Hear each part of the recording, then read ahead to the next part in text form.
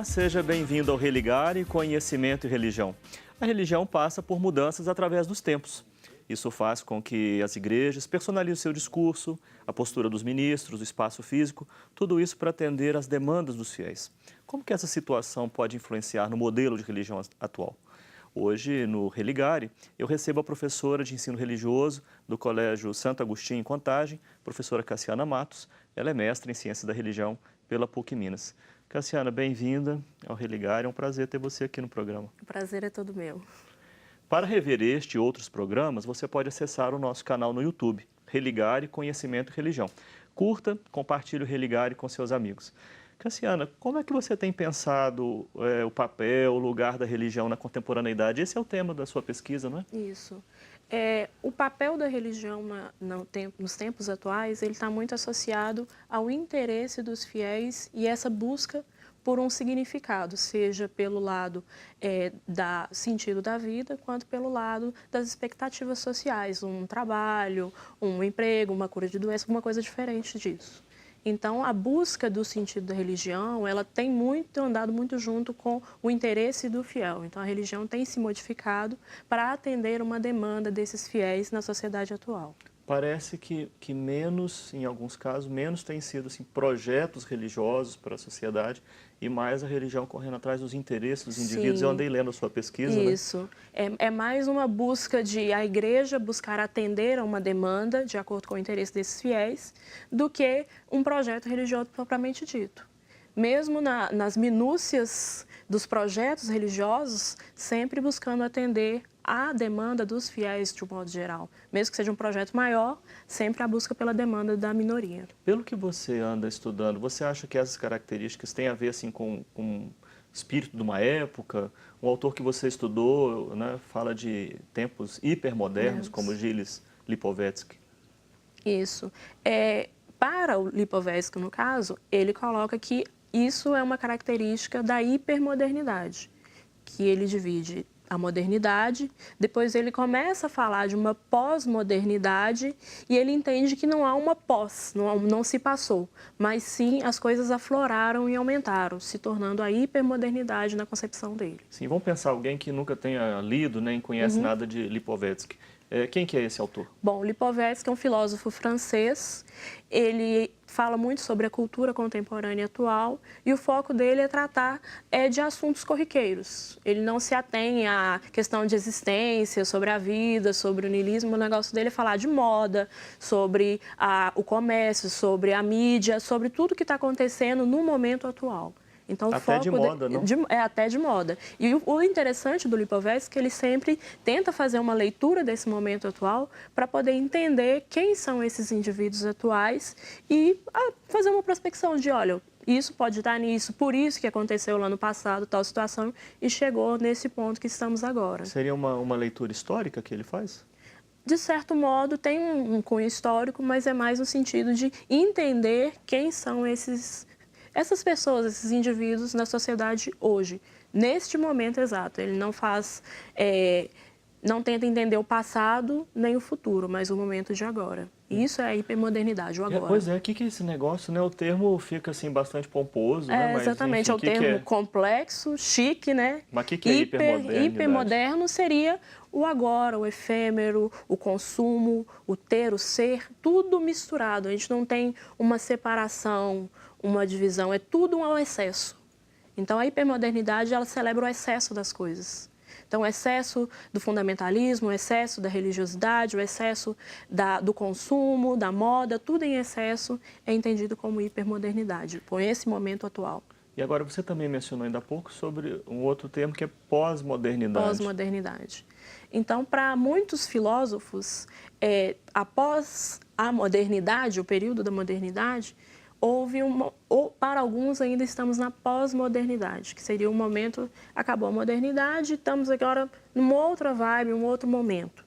E para o Lipovetsky especificamente, ele não entende que a gente passou da modernidade, sim que as coisas se afloraram e ficaram mais intensas. O que é não passar da modernidade, afinal de contas? Não passar é no sentido de ficar mais intenso, não. A ideia de buscar um futuro, de buscar ideais, ela não passou, o ser humano ele não desistiu dessa busca por um futuro melhor. E sim, ele trouxe esse futuro para o agora e ele vive isso de maneira muito intensa. É porque a modernidade é um projeto civilizatório, né? Sim, de Uma maneira de busca por um organizar o futuro. mundo, o papel da razão, A ideia do Estado. progresso, de tentar lá na frente construir algo melhor. É uma construto de utopias. Entendo. E na hipermodernidade, que é como Lipovetsky entende, essas utopias não acontecem lá na frente, é o agora e elas já estão acontecendo. Agora, estudando Lipovetsky, você encontrou lá um aspecto que é a questão da personalização. Exatamente. Uma palavrinha que faz toda a diferença para a gente atenção, ler, né? O universo religioso. Que é importante também ressaltar que Lipovetsky ele não é um autor que fala sobre religião. O foco dele não é a religião.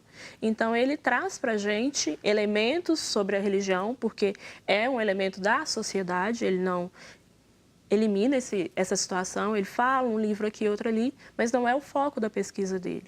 Então, todo momento na bibliografia dele que ele trata de religião, eu tento pegar esse momento e identificar o que ele está falando. E um aspecto muito interessante que ele fala, não só sobre a religião, mas sobre a sociedade como um todo, a sociedade hipermoderna, é a questão da personalização. E o que é isso, todo afinal? momento a gente personaliza alguma coisa.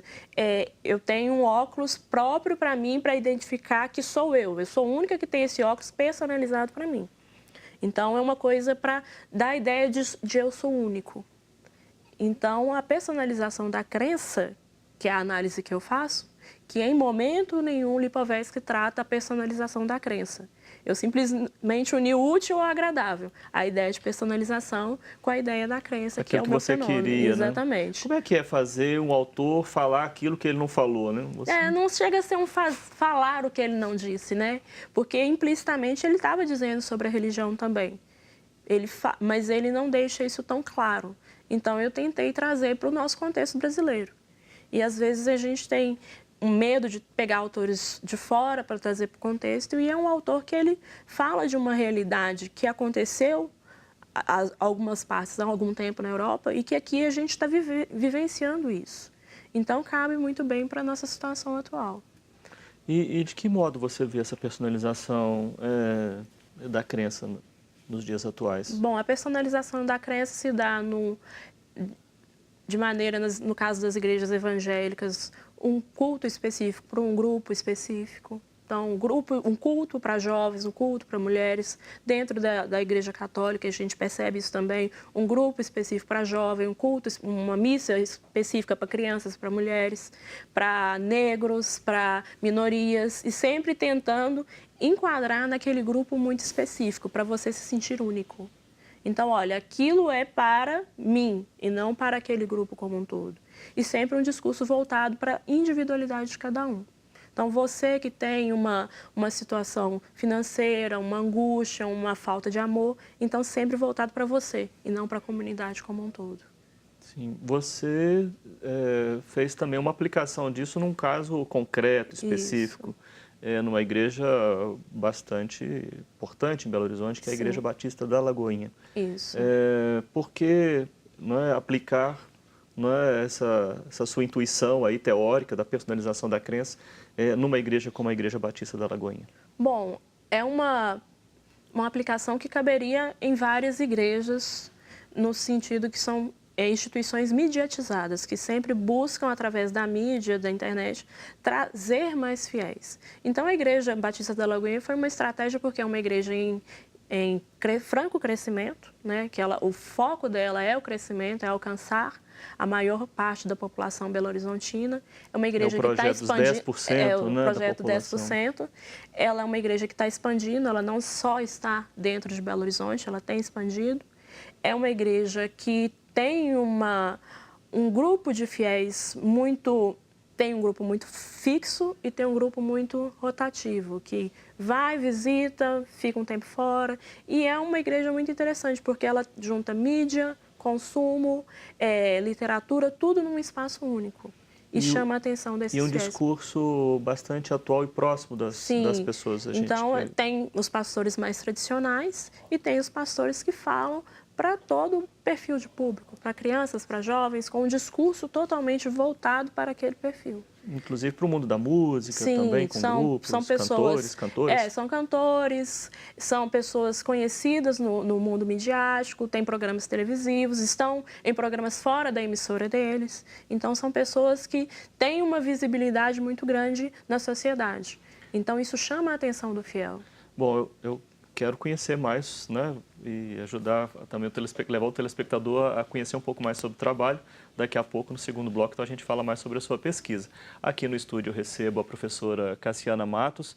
A nossa conversa é sobre religião na cultura hipermoderna. Nós vamos fazer um breve intervalo e voltamos já.